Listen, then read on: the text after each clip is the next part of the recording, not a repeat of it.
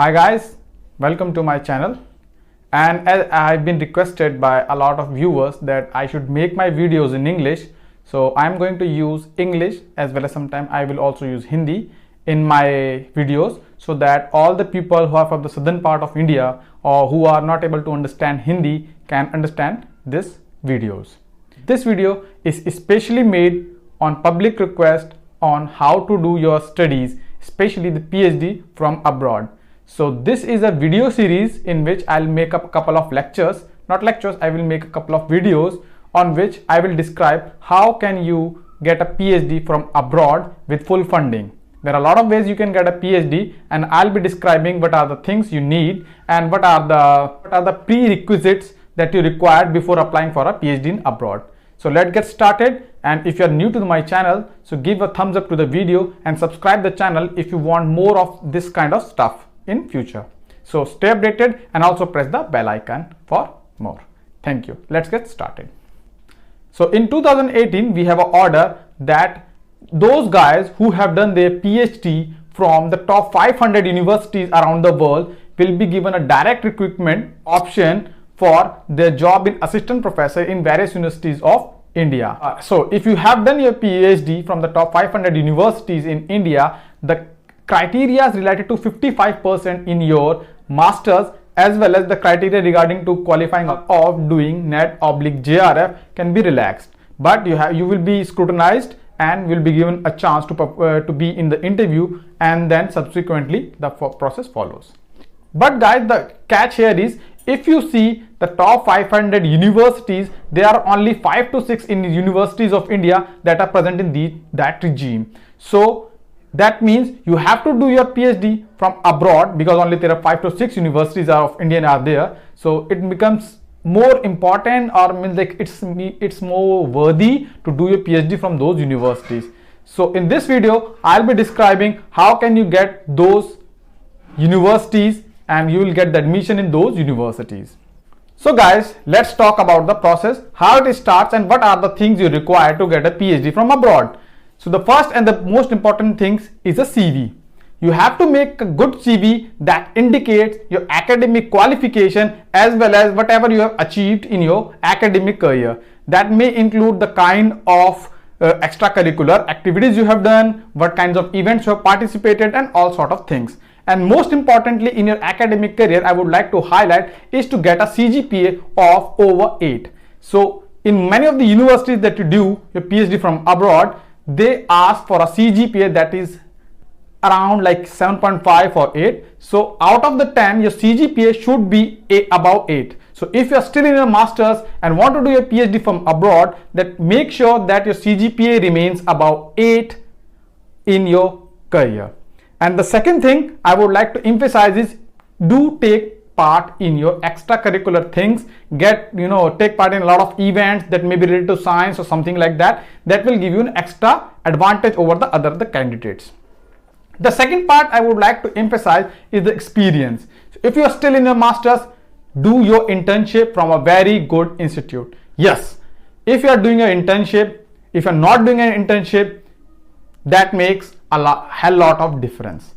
So if you are doing an internship, just don't take it casually or just like say I'm doing my internship from my home institute. No, take your internship from a reputed institute under a reputed guide, because it will create a good impression on your application, because there are n number of applications, and that n is quite good. The n number of applications are there and they have to screen out which one should I ask for interview. So if you are having a research experience, that may be post of your masters, like you are doing some sort of projects in some institutes, or you have done some quite of good work in your masters, that will create a lot of difference. Trust me. So do give a value of your internship and try to get maximum output of that. Third thing is the publications. So if you have published any paper, that may be a conference publication of a journal publication, journal is always good rather than a conference. So if you have a journal publication, trust me, the chances are sky high.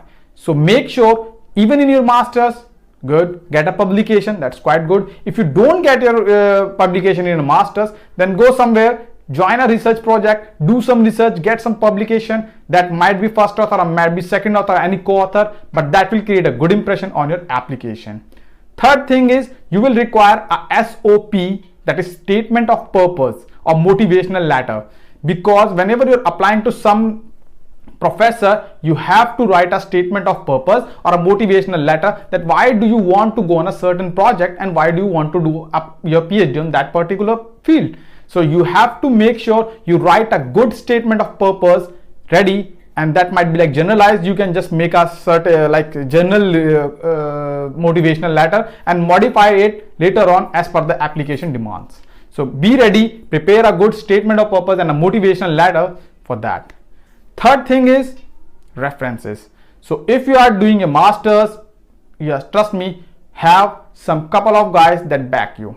So whenever you're writing an application for PhD, they will certainly ask for a referee that can recommend you that, yeah, this guy has done some good work in the past, and I assure you that it will also, that he or she guy will do some good work in the future as well. So you have to get at least 3 references that can back you for your application or that can support you for the application. And the third thing is funding.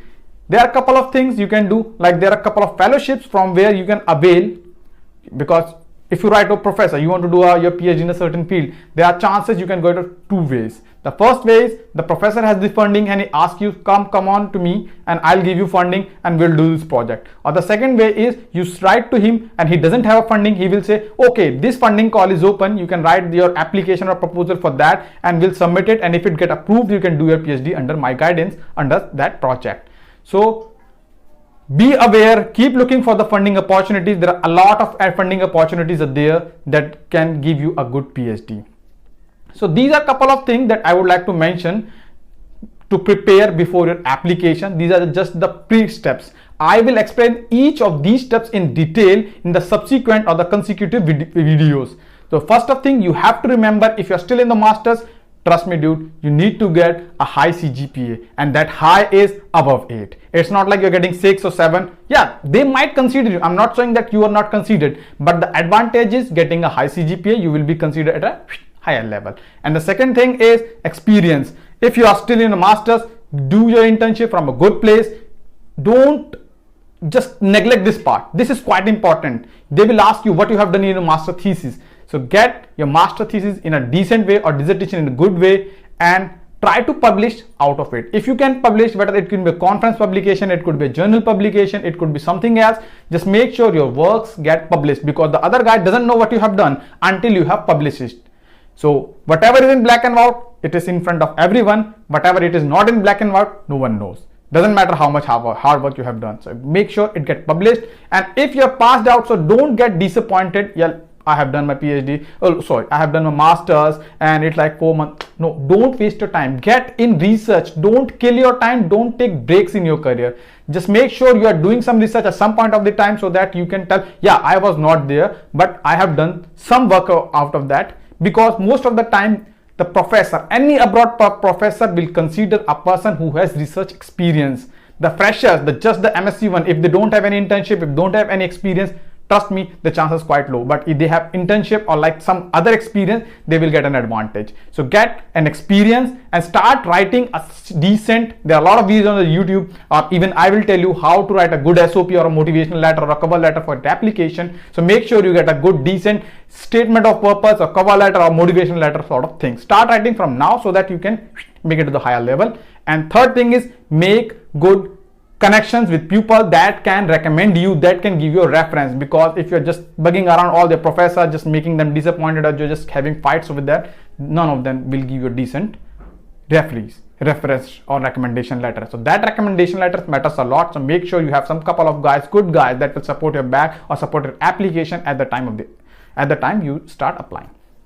And the third is and the last is, make sure you are aware of the funding opportunities. There are a lot of funding opportunities. You have to make sure you just keep your eyes on the internet on a lot of things that will give you a good PhD like application.